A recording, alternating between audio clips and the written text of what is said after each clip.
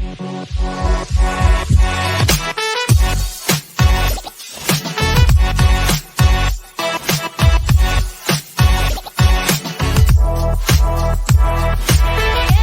everybody, to Generation Dan, the only podcast where you can totally clear that wall. What are you, chicken?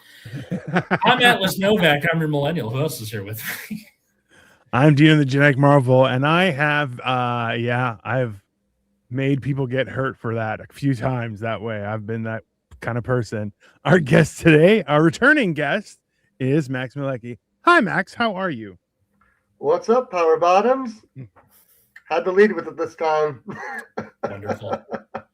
I knew it. It's part of the Generation Dan lore at this point. Oh, yeah, you gotta lives... play the hits first. You know what I mean? Yeah. Listen, it lives forever in my mind. I'll just tell you that right now. That exists in my, like, every time I've met new people, I'm like, I wonder what would happen if I pulled a Max Mielecki and just be like, "What's up, Power Bottoms?" and just see what happens. I can only imagine. This is a fantastic idea. There's a student in one of my classes who just regularly says out-of-pocket things. And we were reading the last part of Macbeth where Macduff kills him. And we finished the scene and the kid goes like, "Macduff seems like a power bottom." Sir, you are 17 years old. I did not need to hear that. Yeah. That is too much of your internet history for everyone to know. Yep. That is not a good idea. Victoria says, "Good afternoon." Good afternoon, Victoria. Yeah. So you guys, Atlas sent me this topic, and he was like, "We're gonna call it 2 brain cells between 3 people," which is hilarious. Also, I just realized cells is spelled wrong, which is doubly fun. Oh no, that's even funnier to me. I was gonna correct him, but I was like, leave it. I know, it's great. It's great. But like, this is the thing, is that I feel like those are the best times. Yes. You know, and like, it's granted, it is some variation of the happenings of like the Hangover and stuff. Like, there's people disappear, people just show up naked, and you're like, "Whoa, man! Like, why are your pants?" You know, that happens. The inspiration for the episode came from Max had me over with a bunch of other friends and comics for a bad movie night, and I don't know, I miss that spirit in my life as a 30-something now, of just like being a moron with your friends. Yeah. I feel like bad movies are the best way to make friendships, because like it's you get to watch someone else's misery, and it's great. It's a fun experience, right? Like, it's one of those, and then you get to look at the friend who recommended the movie, and they're like, "I swear to God, I thought this was going to be better," and you're just like, "No, it's absolute dog shit." I've been that friend a couple times. I was like, "I swore that I thought this was good. I don't know what happened. I may have been in a fugue state. I don't know." It's a bad movie night. Your friend might be, "I swear, I thought this was going to be worse." Yeah. Come to think of it, whose idea was it to watch The Beekeeper, by the way? Hey, The Beekeeper is a great... Listen, it is Jason Statham playing Jason Statham in one of the many roles that Jason Statham could only play. It is fantastic. Okay, which is to say, Jason Statham. Yes. Okay, he's a working man taking care of bees. I'm watching Shelter. We just watched it last night, so I'm telling you, come on, he's great. Oh yeah, no, he turned it into a drinking game. Theaters, and when he's like, "I'm gonna protect the hive," I was like, "Is this the greatest movie ever made?" No, because you had it turned into a drinking game. Where, like, anytime someone mentions bees or things related to bees, and we're all shit-faced by the end of it. The best part is that they try and find a million different ways to say beekeeper without saying beekeeper. It's a guy who keeps bees, and you're like, "What the? It's a beekeeper. Just say the word, you fucking is bad." Who's after you? I don't know. Some bee lover. It was like that, or like, or the thing, like, one line would end with the word bee, and the next line would begin with keeper, or something like that. Like, just to get him to say beekeeper multiple times. Like, is there anyone? Like, is there anywhere else we need to be? The keeper is over here, like just shit like that, where it would, I don't know, very, very like a thing a musical does usually. Yeah. Like, Yeah. I feel like the writer had to have fallen asleep watching a documentary about bees, and the next day he was like, I'm going to write an action movie about this. Yes, 100%. and like, I don't know, most action movies aren't very like layered with the plot, which is fine. It was kind of cool watching him like beat to people up. For like a very like flimsy, he's like at a gas station beating the hell out of people. And then we're like doing the thing, like kind of the cinema sins thing where you're watching it going like, this gas station is in the middle of a road. Like it looks like a toll station. Yeah. Where usually gas stations are like off to the side somewhere. And just shit like that. It's fun. It's fantastic. Jenny99 says hi. Hi, Jenny. How are you? Hi, Jenny. This is so okay. We also, my wife and I, we watched Spider Noir this past week. Spider Noir. And yeah, so it's Nicolas Cage playing Spider-Man, but in like the 50s, man. Holy hell. That's Do you not know that this is a thing? This is Yeah. It just came out on Prime. Oh So it's 8 episodes, and we were having this debate where the thing is Nicolas Cage is an unduplicatable acting style because he's playing Nicolas Cage playing a role. It's not, there's 2 layers to it, right? It's how would Nicolas Cage play Spider-Man is Spider Noir. And you're like, none of it. And the funny thing is, in the actual show, it talks about how he's like, I had to relearn to be human. So I would watch what other people do and then I would mimic what they do.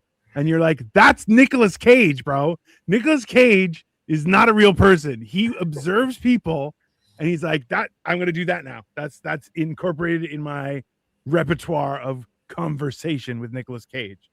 So he's a human doing what large language models do, basically. Right? I mean, Yeah, that's why it's like Nicolas Cage is either Spider Noir as well. There's a scene where he's pretending to be a plumber to get into somebody's apartment, and he's like, "Oh, hey, I'm old Harry. I'm a plumber. I need to come and check the pipes in your bathroom." And it's like, man, yeah, this is like Nicolas Cage doing an impression of somebody doing Nicolas Cage doing an impression of a plumber. Like, it's 100% true. That is 100% human Xerox of a Xerox. That's fun. Like, oh, absolutely. And the thing is too, so the really cool function of this is that you can go from black and white, which is what we predominantly watched it in, and then you can switch to color like mid episode. That's cool. And the thing is, like, because there's times when stuff happens and they reference the room they're in, and you're kind of like, oh well, now I want to know what the colors are. But the thing is, what people forget is to communicate certain colors in black and white, you need very vibrant colors and textures and stuff to make it looks like stuff. Otherwise, it's just gray, right? Right. So when you flip to color, you're like, wow, but also like their makeup is very heavy and stuff, and you're like, that's Nicolas Cage pretending, like wearing the makeup of Nicolas Cage. Like Nicolas Cage has a Mission Impossible face of Nicolas Cage. Like that is 100% a believable fact. I remember somebody asked Nicolas Cage what he based his performance on for Spider Noir, and he said, in that I imagined I was a spider trying to pass itself off as a human. 100%. Yeah. Jasmine says hello, Jasmine. Such a weird guy. Yeah. So weird. Oh, he's incredible. Yeah, he is, and that's why I'm like, I look at Nicolas Cage and I'm like we love watching Nicolas Cage do weird shit. This is he doesn't have movies. It's just a new next episode of something Nicolas Cage thought up, and it happened. It was great. And like you watch and you're like, he's either the best actor ever or the worst. There is no like he may be the culmination of acting or like a horrible mental health crisis that has devolved into a man not knowing who he is. He's a dude playing the dude disguised as another dude. You know what it is? It's he is a combining of all the colors of vibrant paint in the world, and in that you get brown. I mean, that makes sense. That's what Nicolas Cage is.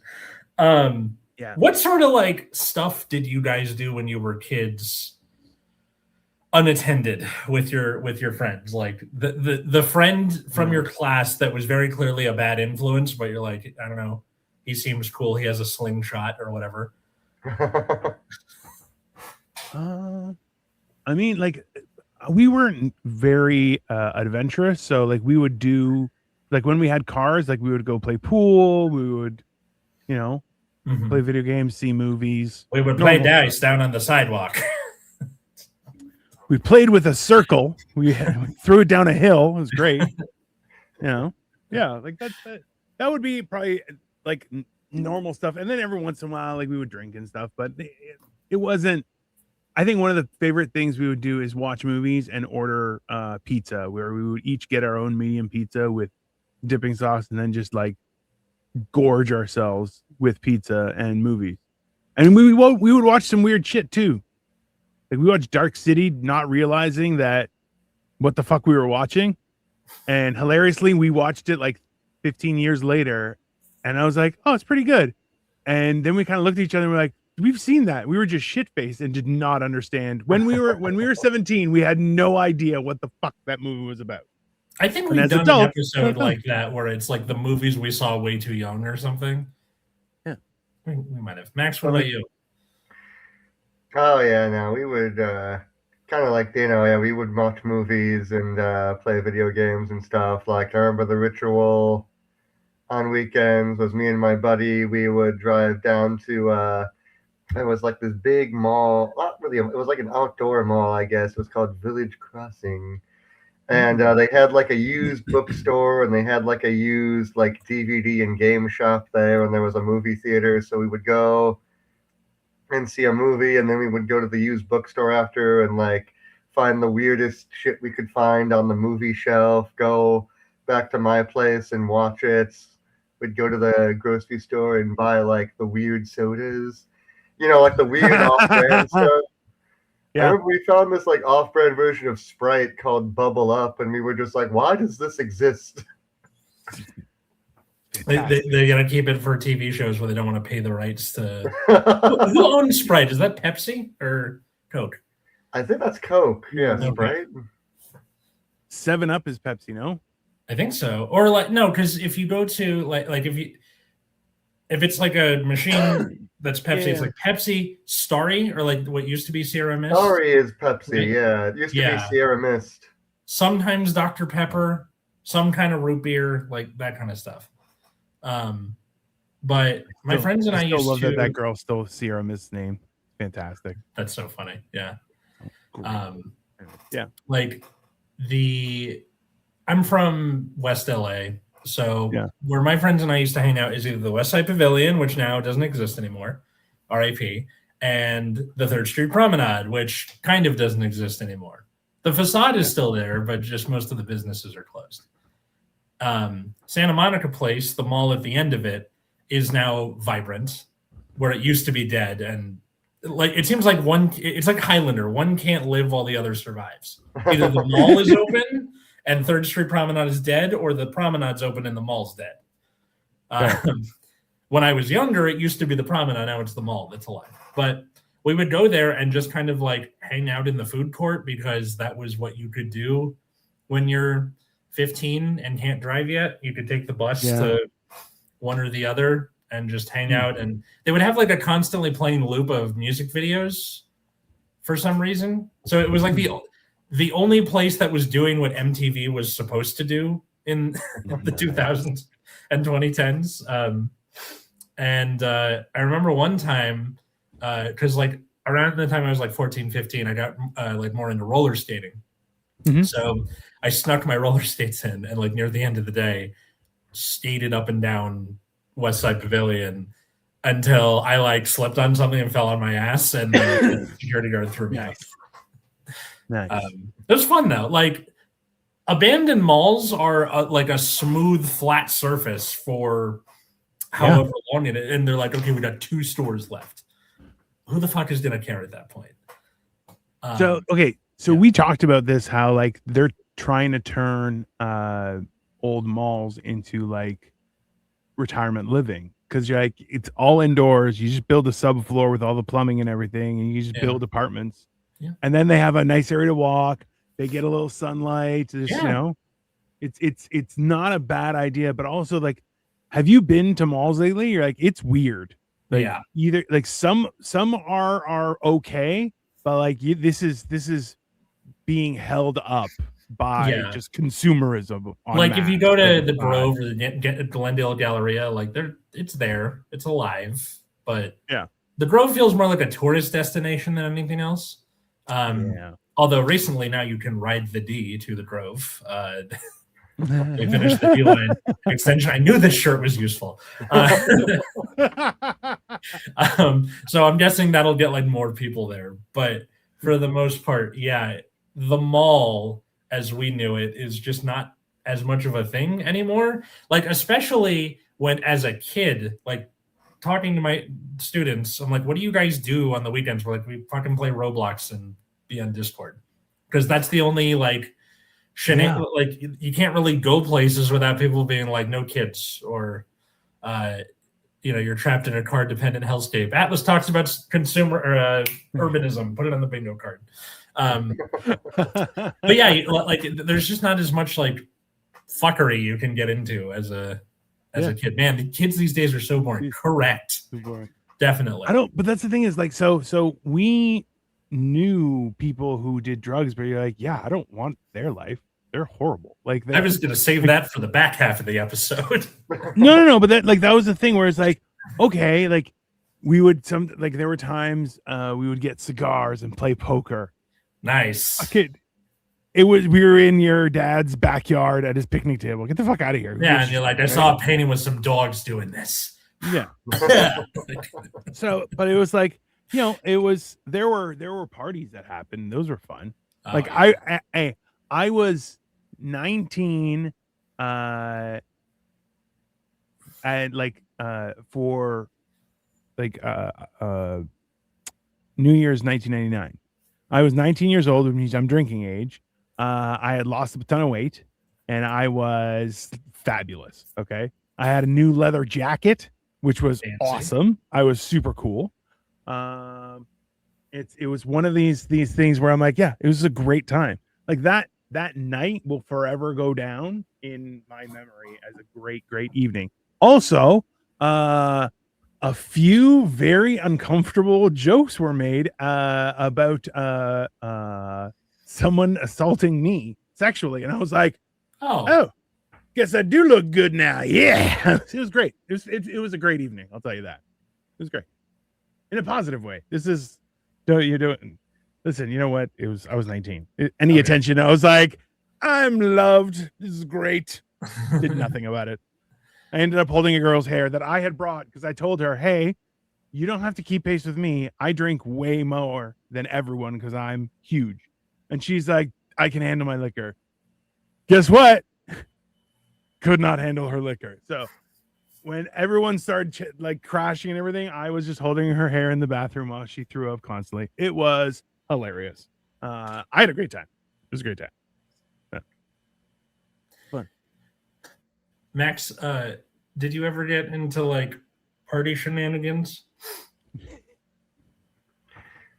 I got into party shenanigans in college, which were always crazy because I remember like the first 2 years I was in college, Milwaukee, Wisconsin, and it gets really cold up there. So it was funny, like I remember one year, like we all went to this house party, and it was in like January, and there was like a snowstorm happening, but everyone still wanted to go. So we were just like bundled up trying to like get to the party. I remember these two girls were like, hey, are you guys going to the party? And my two friends were like, yeah, we are. And they were like, cool. Can we get a ride with you? And they're in like their party outfits, so they're wearing like nothing. They're freezing their asses off. And my buddy is like, oh yeah, hop on. And they give these girls piggyback rides like through the snow to the party. Oh my God. That's awesome. Because Midwesterners are like, Hypothermia? oh, What's that? Let's It's go. -20? That's not going to keep me from going out. Nope. Wait, did they have like some sort of like big coat or anything like that? They're like, no, I gotta be hot in like a tube. They're top like, or no, whatever. yeah, I gotta be hot. Like, they were in like their dresses and leggings, no coats or nothing. Hey, I've said it once, and this is my joke, and if anyone tells you it, know that it's from me. Is there are two things that are impervious to cold weather: polar bears and sluts. And I'll just tell you that is just factual, okay? Because you go New Year's Eve in a cold area, you go out, you're gonna see things, okay? I'm just letting you know. People are dressed to represent the decisions they are choosing to make. No, wait, hang on. The people in a cold area on New Year's Eve, they're dressed to the -9s. Got it. There you go. That's the line. Love it. Yeah, I've never the only time I've ever celebrated New Year's besides LA was New York once, and it was in my aunt's apartment, and she was like, "We're not going out. No Times Square. Times Square is garbage." She was right, by the way. True. She's like, "Let's just watch it on the TV, and it's nice and warm in here," and it was great. So thanks, Aunt Ellen, for that once, and then the rest was all in LA. Fun fact: if you're in the LA area on Santa Monica Boulevard, near the Century City Mall, there is a billboard that keeps track of all the tobacco smoking related deaths in the US. That slowly ticks up over the year. So it has become a little bit of a tradition to go down there and wait for it to roll back over to 0 on New Year's Eve. I was about to have heard of that, yeah. I've done it twice. It's pretty great. Because that's the ball drop, right? Like there's no like physical thing going down, but you just go 5, 4, 3, 2, 1, goes back to 0. Happy New Year! I mean, I feel like that's celebratory. How long before it hits 1? I don't know, because like the couple times I've done it, I've been at the back of the crowd, and I'm just like, okay, it hits 0, bye. Like turn around so you can get the fuck out of there before everyone else starts dispersing. Yeah. But this is the thing: is like you could be like, "Happy New Year!" Oh, because then it goes just 0, I could 1. easily see that being the thing. There's someone dying of mesothelioma in a bed, and it's like, all right, 30 seconds later, pal, I've ruined the thing. I imagine it wouldn't be that fast because they would have to report the death, and that would probably take some time to go through the system. Yeah. Do you actually think that it's not just? Do you think it's actually people, or? I imagine so. Like that would be it so makes weird more to sense just to me to have it like on a automatic timer where they're just calculating like, oh, statistically there was 1 death from tobacco use every 35 minutes, so they just have a 35-minute timer on it. I hope not. You're telling me that the population counter on Toontown in Disneyland isn't real? No fucking way. Like I don't think it's that.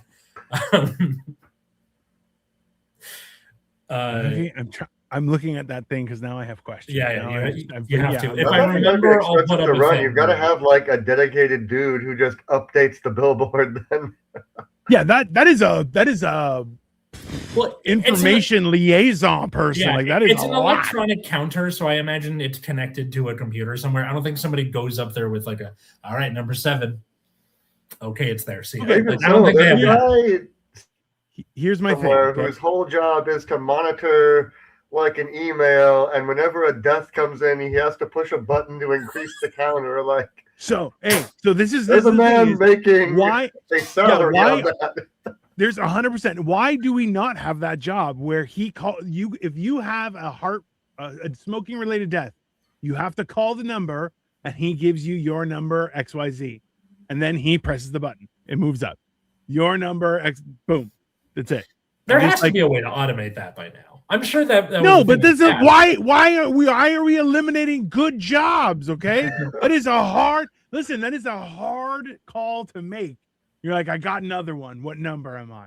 You're number 1 for the year. Damn it! Yeah. Imagine if there was a lottery for it. Oh, between doctors. If you were the first one to get through in the new year, there should be a pool of money. I think that works. There's a lot of people in the LA area who listen to this podcast. So please, in the comments, what do you think of the smoking countersign on Santa Monica, and I forget the cross street. I want to say Wilshire. Or no, Wilshire, Westwood. Santa Monica, Westwood, I think. I can give the address. Do you want me to give the address? Sure. Yeah. It's 10948 Santa Monica Boulevard, Los Angeles, California. Okay. 90025 is where it is located. Oops, come on, Google Maps. When I was in college, there was an app that came out called Yik Yak. Yik Yak was Twitter meets Nextdoor meets, I don't know, but it was basically your feed was anonymized, and the only thing you could see was an icon that was just randomly given to you. That was like a yak with a color behind it, or like a house or something, just to see, like, if a conversation started, you could see who was responding, but you never got a name. And the only thing, like, all the things you could see were location based.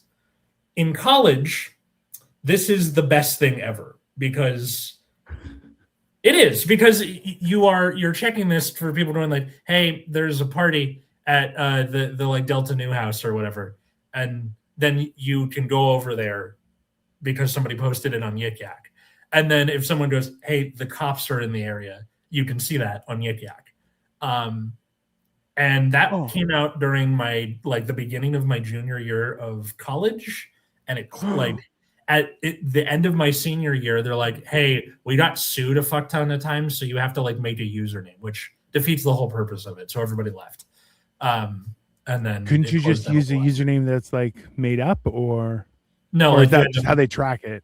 Yeah, you had to make it up. So the cross street is Santa Monica and Veteran, but if you're going by like major streets, it's Westwood. So yeah, good to know for the no smoking sign. But yeah, Yik Yak was such a cool thing that like burned bright and disappeared quickly.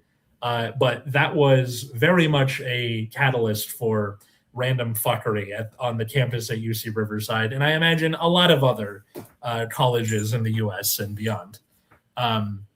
Because imagine, instead of being like, hey, there's a black guy on my street, like Nextdoor tends to do, there is an app being like, hey, this is the only thing you're seeing is where you are, and you can't tell who I am. Of course, imagine like one of those like fortune telling things you would see at like a shitty pier or whatever in your phone.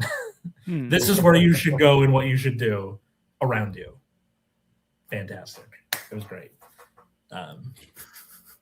That's actually kind of nice. Like, I have a little bit of faith in humanity hearing that everyone had a way to anonymously post messages in their neighborhood, and they chose to be cool and like talk about where the best parties were and not just be incredibly racist or classist, because that is definitely how it was going in other parts of the country, I think.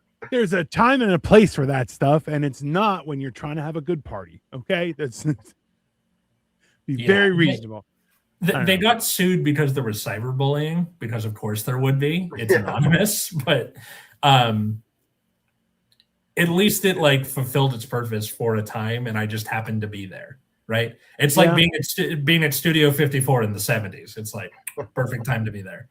Yeah, this is the thing too. Is like there are certain things. I think it's exciting to look back and say like, because you never know. It's one of those things where you're like, that was the last time we all hung out together, and then it never happened again. You're like, that's like the last time you pick your kid up, and then you never pick them up again. You're like, oh, that sounds horrible. That's your Sandlot Stand By Me ending. Like, we never forgot that summer.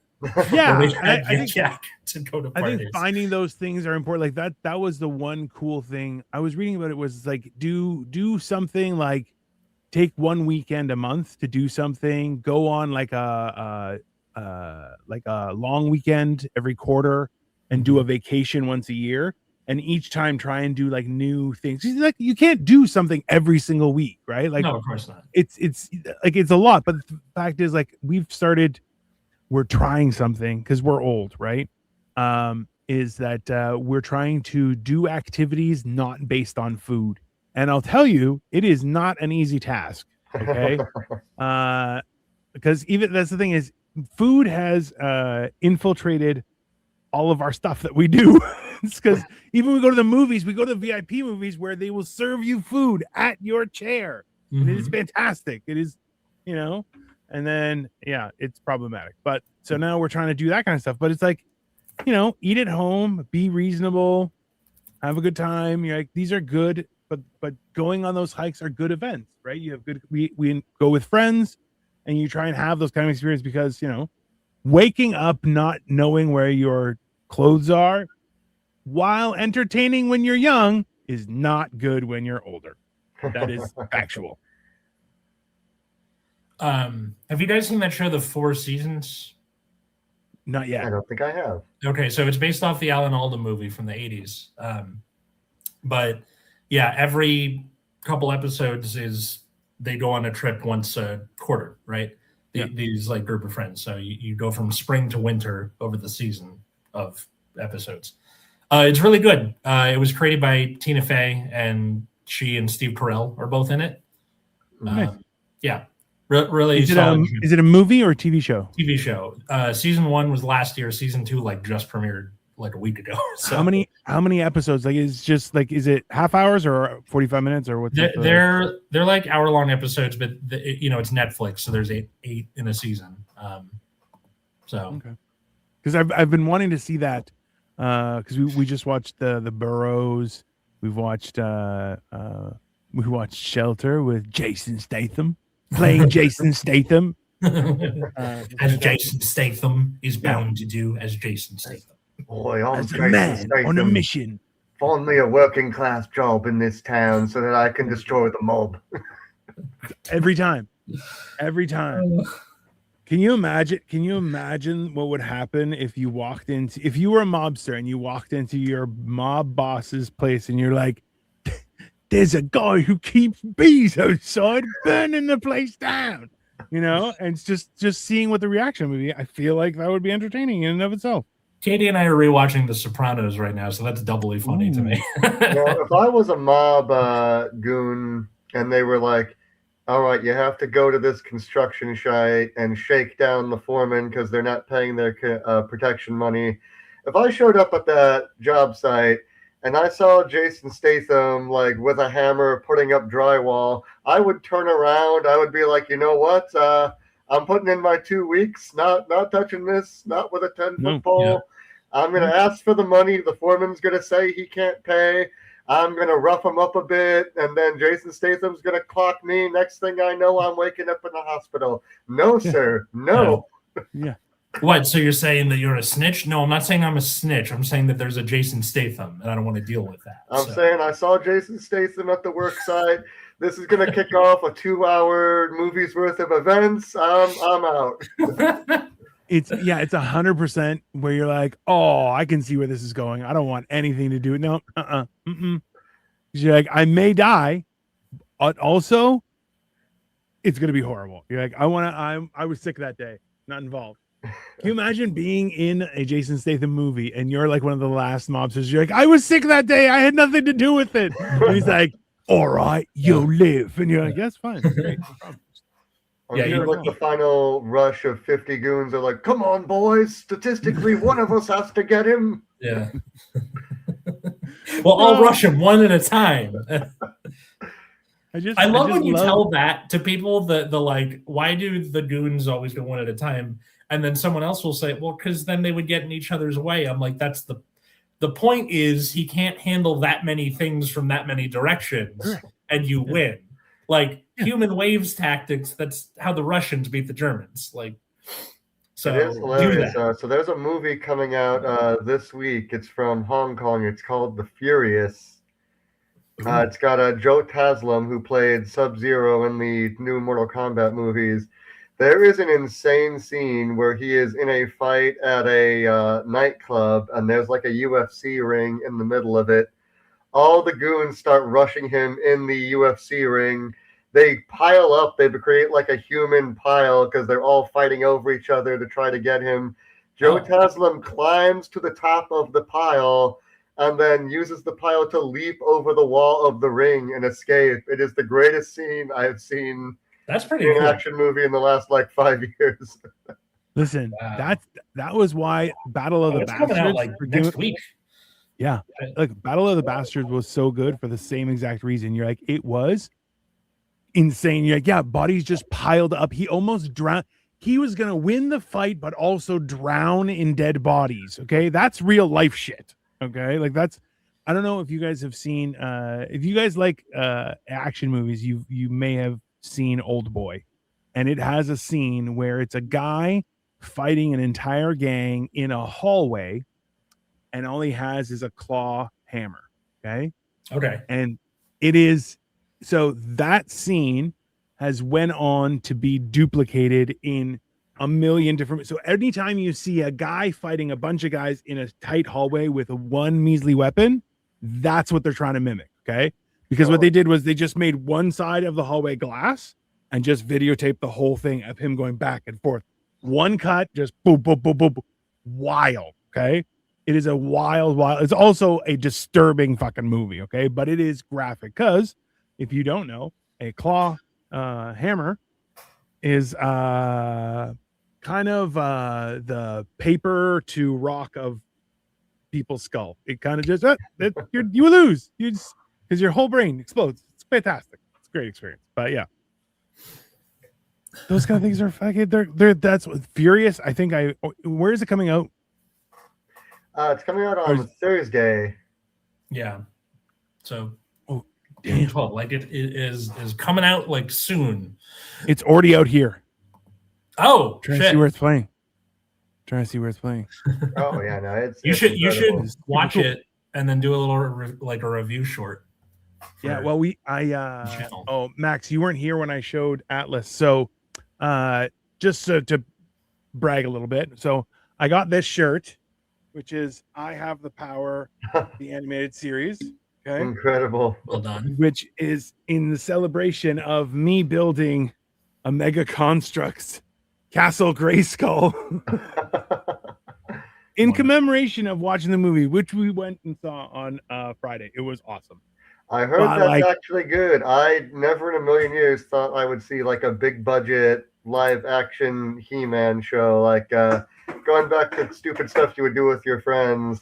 Me and my buddy in high school and college, we loved He-Man. Like when it was 2 a.m. and you're on the couch, that's what we would throw on. And there was some incredibly weird stuff in there that somehow made the movie. There was a guy in the He-Man mythos named Fisto, and he got the live action treatment.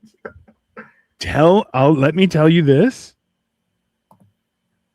It's not only a fan's movie, but also it actually changes your perspective on some things where you're going, holy shit, that all makes sense now. And it's great. It's great. It's very like Rogue One, answers a lot of questions, doesn't bring up a lot of new questions, just answers questions, and you're good, you know? So yeah, go see it. It was honestly, I really had a good, I'm going to go see it again. I'm looking at Rotten Tomatoes right now. They have, it's 67% for the critics.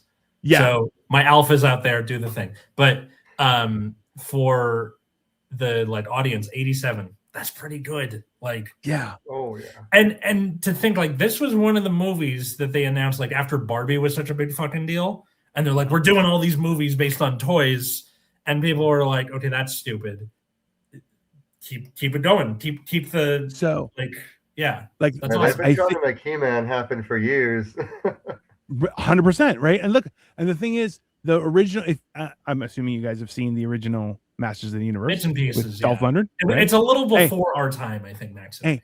It was young because I love old weird stuff from the 80s and 90s. But I do think like it wasn't our like core. Like, we didn't grow up with it, so to speak. Like we didn't watch it in its time. It's not no. Neither did I. Curiosity for our generation. Yeah. But it was like, I'll be honest with you. If you watched that, Frank Langella played Skeletor, and to the like in his career, he was like, that was one of my favorite ever jobs ever. That was my favorite role to play. And he was like, the only reason he took it was because his kids, like they came to him and his kids like, if you love us, you'll be Skeletor. He was like, oh, all right, cool. And he was like, it was my fondest memory of ever, like in all of my work, that was my fondest thing. But this is the thing is, they made the movie back then, and it was nothing really like, it had elements of the cartoon, but not really. They tried to make a new story. Yeah. Fuck that noise. This is why this is successful. That's why, hey, every Barbie was Barbie, every Ken was Ken.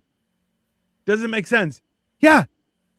That's it. It doesn't make sense. Who cares? Fucking move on. That's it. It's done. And it was $1 billion idea, right? So I have my fingers crossed, because if He-Man makes money, now you're into She-Ra. You could get like a Hordak movie. Like you could get a lot more, and a lot of the heavy lifting at Mattel has been done by like Smurf movies. And you're like, let's calm down. Right? There are other options. It's very cool. I should go see this. There is like, okay, so I think it's like the one of the theater chains in LA does dollar movies during the day this summer.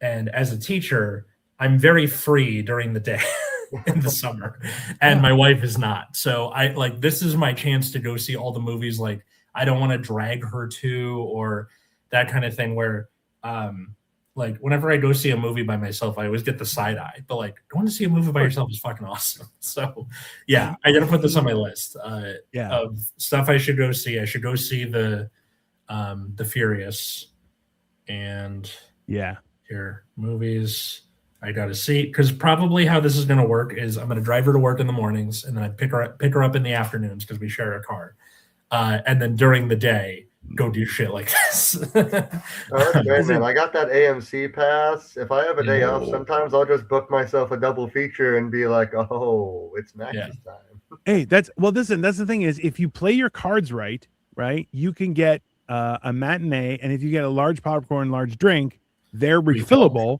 and then you can get in a twofer, and especially if it's an AMC, if it's a big AMC, you just, oh look, there's another movie, and you're in. You're good. Atlas's hair is turning into Kramer from Seinfeld. Gets taller every summer. I'm about to go get a haircut after this. Actually, it's starting to get okay. So my hair gets curly as it gets longer from my dad's side. And for people like, what does Atlas's dad look like? Go watch the Aspen Chronicles trilogy on our YouTube channel. But it gets curly as it gets longer, so it's starting to do that a little bit on the like sides and the back. It's starting to go whoop. In dark, I am gonna climb on top of Atlas hair to see the Crazy Horse statue. It's so tall. And to think I'm already 6 feet tall with the hair on 6 feet. I am so happy. So I was looking at it. Technically, Gen Alpha enters high school this fall. Ooh. The alphas are coming. I don't teach the freshmen, but next year, like fall of 2027, I will have the alphas. And I'm so glad that June 7th, 6/7 was on a Sunday this year. Thank God. Hey, you're going to have your patience tested, just an FYI. Definitely. When that happens. Yeah. And it's in a happy way, I think, because they are going to push you because they want truth, real stuff, right? Like I think that's what it is. They're gonna be like, don't bullshit me, tell me the goddamn truth. But you also may be bullied. They may take pictures of you, Atlas. Just let you know. Okay? Yeah, there's a 6-7. See you in hell. I feel like we should do it like a full episode of like, oh, the alphas are coming or whatever. I'll put a pin in that. But yeah, the generational shift is happening. Okay, question. When you go to the movies and you do the double feature thing with the popcorn, you're obviously going to pee between movies. Sure. Where do you put the bucket and the cup? You don't leave it outside, but bringing it into the bathroom is like... Okay, so I'll tell you this. If you're by yourself. I grew up in the 80s. That means I've drinking water from a hose on all sorts of heat days, okay? Yeah. I'm partially kept alive and functioning by trans fat at this point. Fair. I can bring it into the bathroom. People are like, there are follicles in the bro. I'll sneeze on it myself. Don't worry about it. I got this. If I have to, I will. But in actuality, what I will do is I will hold out as long as I can until I empty the bag, because then I can fold the bag up, put it in my pocket. The drink is fairly closed, so I can replace the straw if I Yes, want that's true. to do something like that. But then I can take out my bag and I get a free refill of new popcorn. Bag. Yeah, I guess a bag. Sorry, I just Bag think of of it popcorn because I Snack? usually think like a bucket. Yeah, well, the tubs at the Oh. AMC are a little harder with that, but Yeah, you can just like put it on the sink or something. that's like, true. If it's Yeah. it's like a cheaper theater or a smaller size, it's a bag like Dino was saying, like a paper bag-ish thing. Yeah. Which is fair. You can fold that up and put Oh it. yeah, you can fold that up really easily. Yeah. If it's a bucket, there's a good chance that it'll have a handle, and that goes right here while I'm pissing. Yeah, No problem. Yeah. I thought he was about to be okay. So hold on. My family is 50-50 on the 6-7 thing. Me 6-7 and the thing. daughter think it's hilarious. The wife and son hate it. Listen, you should know, Joey, that means that your wife and son are your caretakers because you are maybe are high functioning mental case. It's fine. Yeah. I thought he was about to be like, we should do a whole episode of the 6-7. No, Jesus Christ. I'll burn this shit to the ground if we do that. That's what our at work multiple times per day, and I remember visiting my sister, and she did it once, and I just gave her a look like, "You bring this up, you bring this into my happy place." Yeah. 100%. Well, You just Max, hear like you the too- guns in the distance when I hear it. Yeah, well, you teach younger kids, so you're probably surrounded by it more. Oh yeah. Yeah. Listen, it's you can't. What you have to the only way you could do it is you just start doing it with them, and then Yeah, of they course. will immediately stop. Oh, Right. exactly. Yeah. If I want them to stop, I'll usually be like, "All right, everybody, on the count of 3, we're all gonna say it together, and then that'll be the last one," and that Yeah. usually works. Yeah. My kids are over it now for the most part because the littles have started doing it, right? Like little Yeah, kids do it now to them. Oh yeah, Therefore- that's the pipeline. The Yeah. older kids start doing it, and then it trickles down to the younger kids who have no idea what it is, but just love saying it. I have been called a Sigma. I don't know how many times. yeah, that one's pretty funny. And then like Bro. I don't know, I There's- taught them there's the Greek one- alphabet one day when they were using Sigma, and they're like, "I don't get it." I'm like, "Yeah, you don't."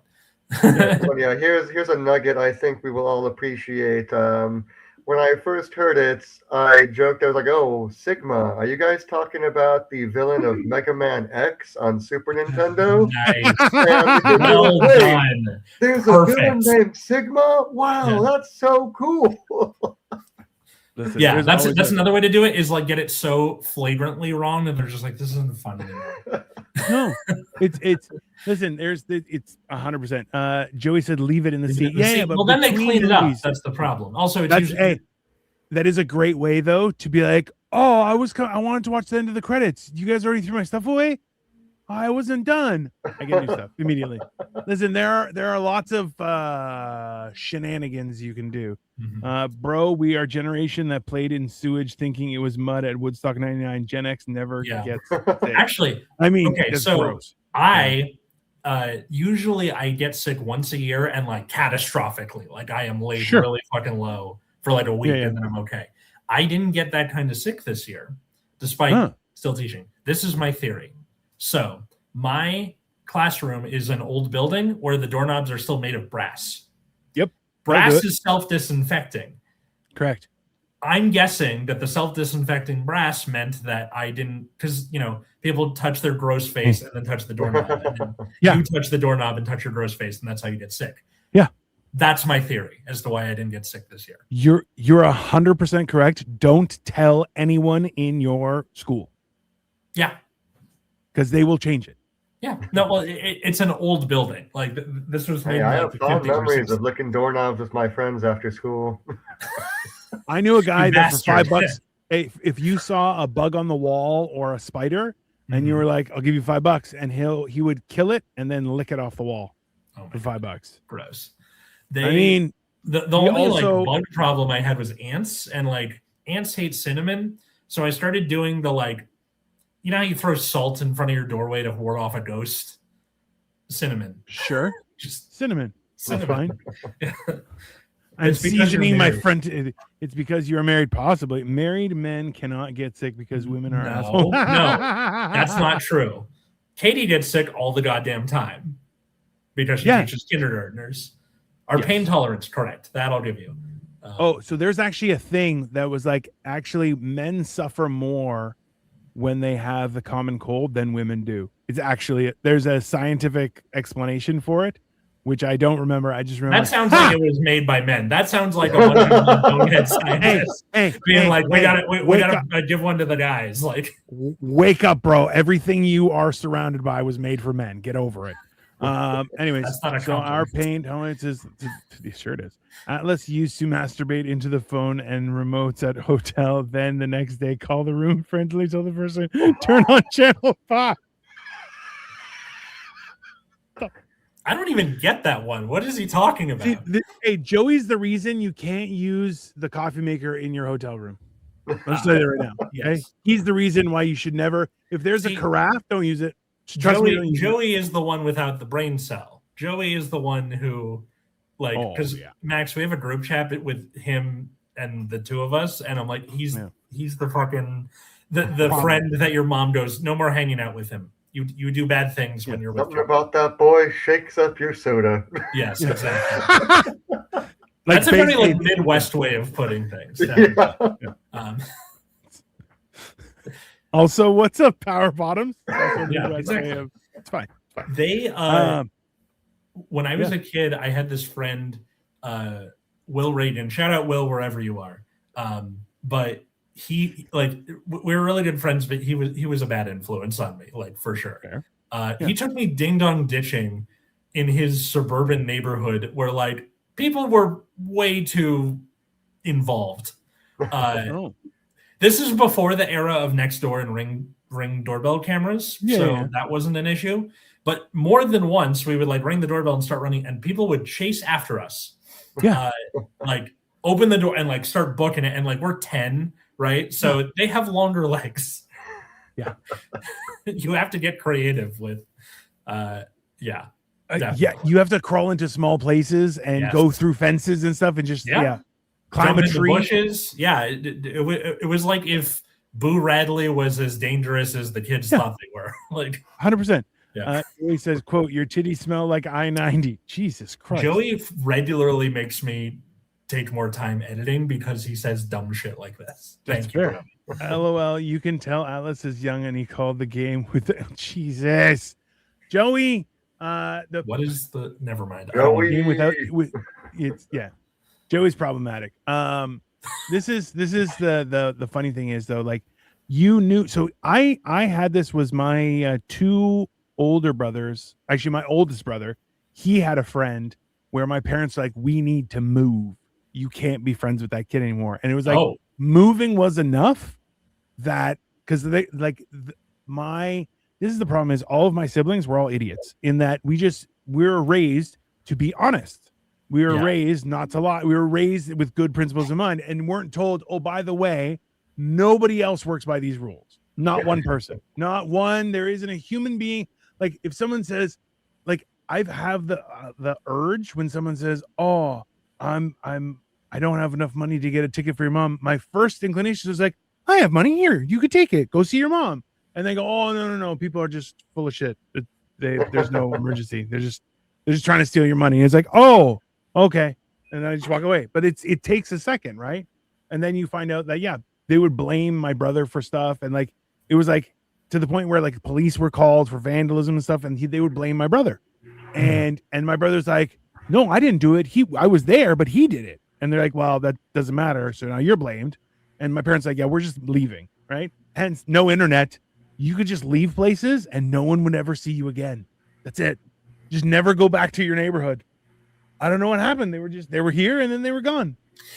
That's crazy to me that your parents, instead of like finding some way to just get them to stop hanging out with the kid, you had to pick up and move away from a child.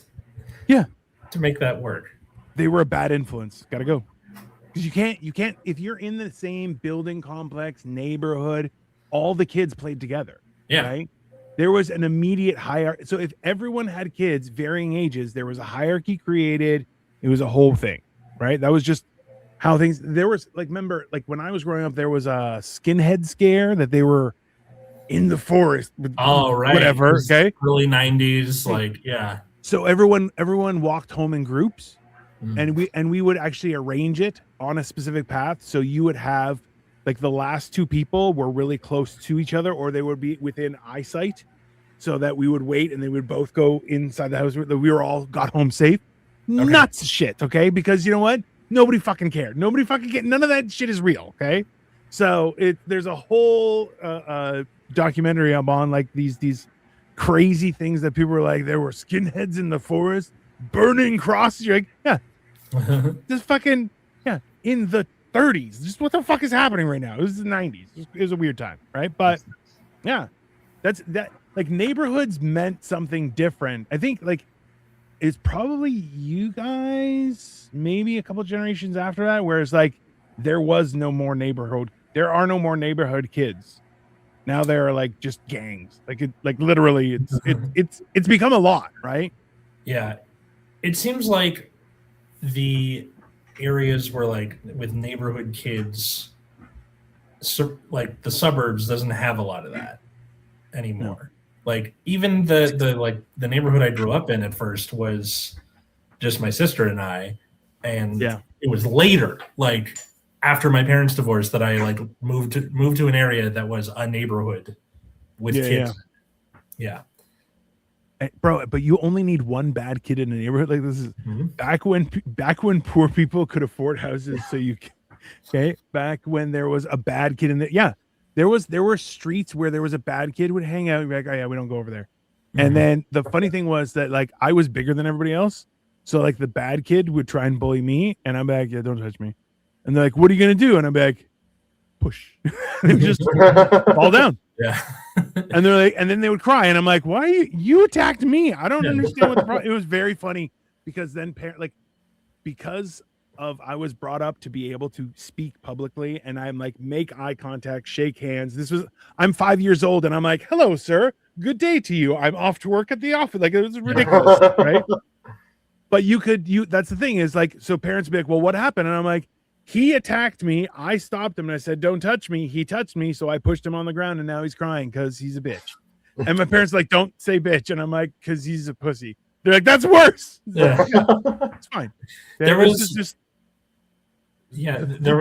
one of my friends is a substitute teacher for middle school. And a kid tried to like go push him. Because this kid was that kid that we're describing. The like, is a bad influence on everyone else. So he's like going to square up on somebody who's like 5'10" compared to his 5'2" or however tall you are in middle school. He goes to push him and it bounces off him. Like he does a push up off of my friend. Boink. There are some of those kids who are always looking for fights that they don't actually want to have. They just want you to know that they could win the fight. But if they actually get into it, they lose immediately, and they're just like, "Oh, why are you being mean to me?" It's like, I always. It was funny. So I was bigger than kids that were a few years older than me, and then I got bigger than everybody. But there were periods of time where it's like, because big people like, oh, you're the biggest guy in the grade, and like everyone knows the top 5 for bigger guys. So strong, athletic, sporto, like there's a ranking for that, right? Especially when you're growing up. But the wild part was where somebody would be like, oh yeah, I'm gonna bring up my backup guy, and I'm like, okay. And the backup guy is a guy that I like, just like I know I've had to help him for bullies, and I'm like, hey man, and he's like, I'm his backup guy, and I'm like, that's okay, we're okay, we don't have to, nothing's gonna happen, okay, no, it's fine, okay, we're just gonna sit down, we're gonna have a little conversation. He's like, yeah, it's okay, it's great. This is how it was. It was a wild time. I could have been a lot worse than I was. I think did you guys feel that way? Could you, looking back, you're like, if I knew that charges wouldn't stick because I was a kid, I could have been a lot worse of a person during that period of life. I wasn't big as a kid. I was like small and thin. So no. I think post middle school where I like got bigger, probably, but by that point, I was going to like hippy dippy middle school, and it was more about like how witty you could be. Like beating people up wasn't cool, right? Hey, that's only because somebody wasn't trying to beat people up. I'll tell you that right now. When that kind of physical environment gets put to a stop, then there's a different element that grows. And you be witty, funny, intellectual, pompous, really. But yeah, there's always that weird element that shows up. What about you, Max? There's people I know that would have definitely been worse had they known they could get away with a lot more. Myself, I was never really a physical person. Like, I was always just kind of chill and, go along to get along. I had some friends who were rabble rousers, though. Like, if you looked at them the wrong way, they would be like, "Why are you looking at me?" It's like, "Oh, I'm sorry." It's like, "Yeah, you better be." It's like, I "Hey, calm 100%. down, man." I 100% believe, Max, that you went to parties, opened the door, threw in a stink bomb, closed the door, and went home. And you're like, that was a fun party. You're like, I had nothing to do with anything that happened there. I was at home, so I don't know what you guys were doing. That's 100. And you're like, yeah, I tell jokes. I'm a funny guy. That's 100%. There's been, I feel like that's one of the cool things is like your judgment of what's good and bad and what would be the punishment. You're like, your parents might get divorced, and you're like, what? And it'll be your fault because you're a bad kid, and you're just like it's a weird concept, right? And then Atlas's parents do get divorced, which is 100% was his fault, and they just spiral. Thank you, appreciate it. It's, yeah, no problem. They I was thinking like trying drugs for the first time. This will probably be like the last thing we talk about. Trying drugs for the first time at a party, where like it's always like, yeah, it's fine. We watched all the Dare videos in school, and it doesn't matter. Like I smoked my first joint in a Dare t-shirt because they're like, take off your shirt, put on the Dare t-shirt, both as like a ceremonial thing and also so you don't smell like it when you go home. I love the meme where it just says Dare has announced they are switching from anti-drug use to anti-bullying, and the top comment just said, "Oh, we didn't let him down after all." That's great, bro. Oh, that's hilarious. Okay, so because did you guys drink? Like, was that a thing when you were young? Because like we're different generations, right? So it's like for my age group, like if you could get weed, you would get it. But the idea was, you have to deal with weed people, and they don't leave, and then they want, like, it's weird. You don't want to deal with them, and then also it might be oregano, so no thanks. So let's buy us booze, right? Like that was the go-to, and then it maybe someone had a hookup they could get some weed. Sometimes that was me. I'm just letting you know. But that was, was that, so did you guys drink or no? Or was it more drugs? Like that was not until college for me in high school. Like, I was basically straight edge. Yeah.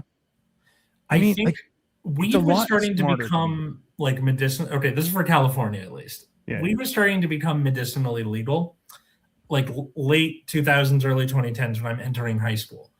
Yeah. So it was much easier to get a hold of that. And the whole getting wasted, like that didn't feel as fun as, the thing that makes you like happy and giggly.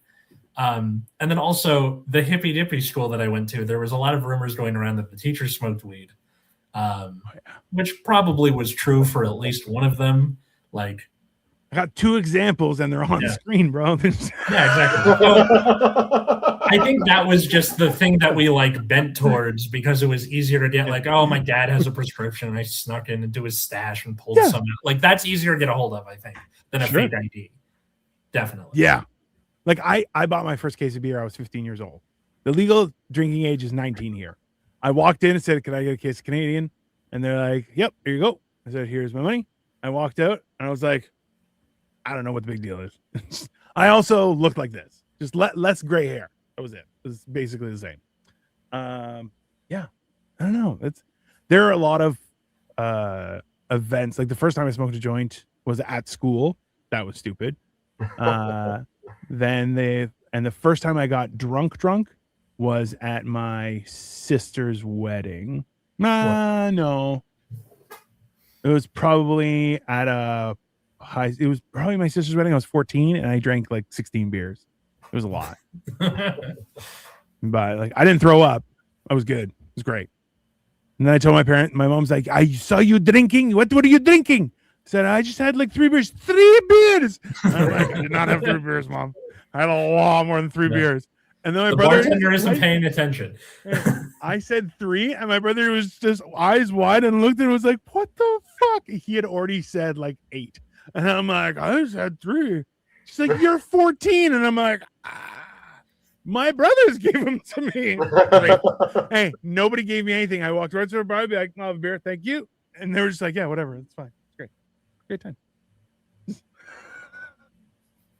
And I remember in high school, some guy took out an ad in the town paper where he just ranted about these students at my high school being like, Maine South has the worst students. They're all potheads. They're all drunk.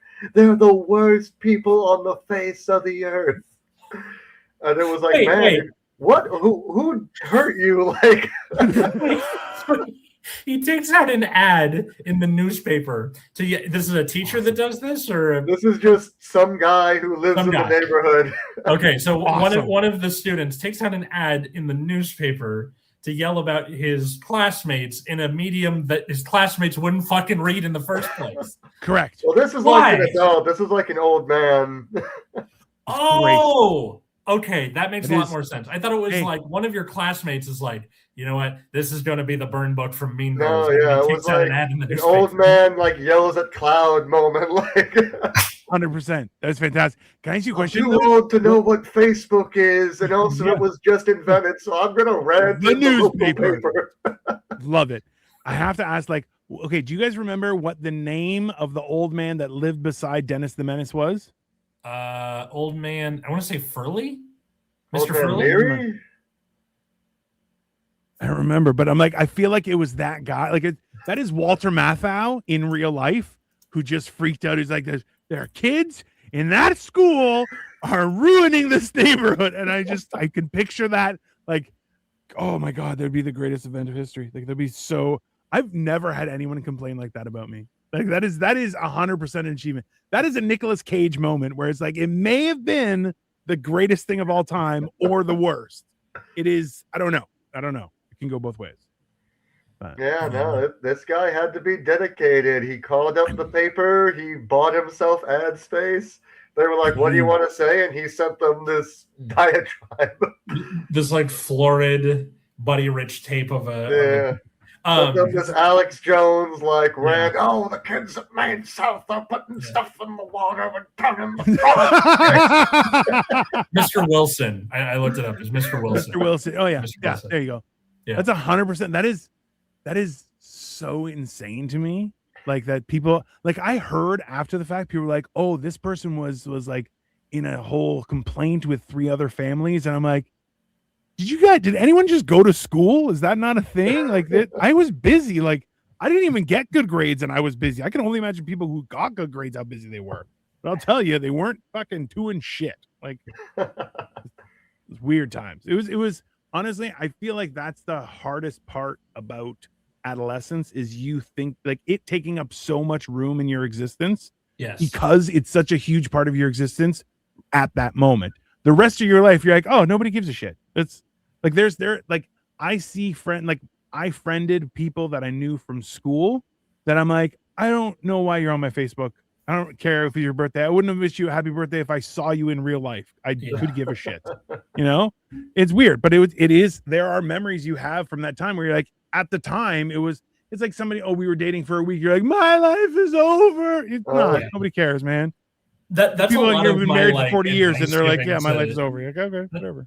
To kids is like, hey, man, like I know it seems like a lot, but most people are not paying attention. To like the strife that you have. That can be both a good and a bad thing. But the thing you're freaking out about now, most people are like out living their lives and they're not trying to like bring you down in some scheme. Like, Yeah. It's a Homer Simpson moment where it's like, this is my worst day. This is your worst day so far. It'll get worse. Don't worry. And you're just like, oh, that's not comforting at all. You're like, no, life isn't comforting. It sucks. But it's what we got. And you just kind of keep on going. That's it. It's ta-da. It seems so simple, but that's what life is. It's weirdly hard to grasp. Yeah. Oh yeah, it's 100%. That's why you do things like build a Lego of Castle Grayskull in your spare time, because hobbies are important as you get older. You gotta find the finger disc. I love how the Germans have a word, and the word is an insult, and it means hobbyless activity. Interesting. Like they have a word for being like, you have nothing better to do. Like they have a lot of words for like very specific things, like face in need of a fist. That is perfect. So to the audience, what sort of stupid shenanigans did you do as a kid, as a young adult, as an older adult? Leave it in the comments. Max Mielecki, thank you so much for coming on Generation Dan. Where can people find and follow you and all that good stuff?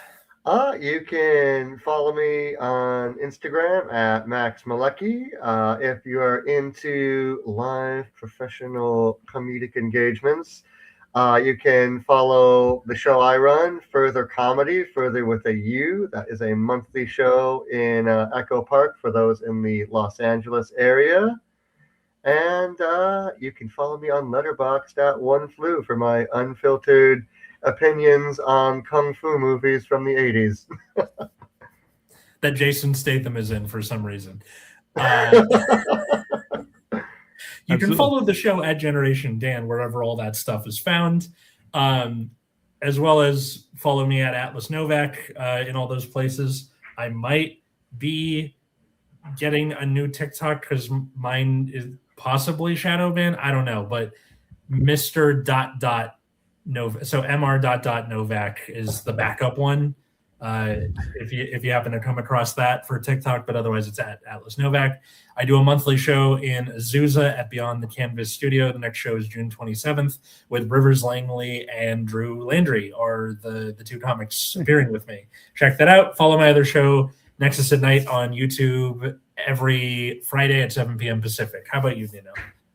I just want to make sure everyone understands that of the two of us, Atlas and I've never had to change my name or start a new account in any piece of social media. I haven't either until now. I don't understand what I did. Like, hey, I don't believe that for 1 second, and neither should you guys. Okay. I'm Tina the Genetic Marvel. Listen, I've been building a lot of Lego lately, and I believe that I'm reestablishing my passion for it. I am almost done with making this, but I will continue on Monday. I'm taking a day off today because I deserve it. I'm a good boy. So I'm going to be doing that on Monday, and further on in the week, I'm going to be building more stuff. So tune into my channel. I do it midday while everyone else is doing, slave work. I'm just out here, I'm sitting around with gout playing with my Legos. It's fantastic. It's a great life. But in the meantime, enjoy the rest of your Sunday, everyone. Have a great day. Born to build Lego, forced to punch the clock.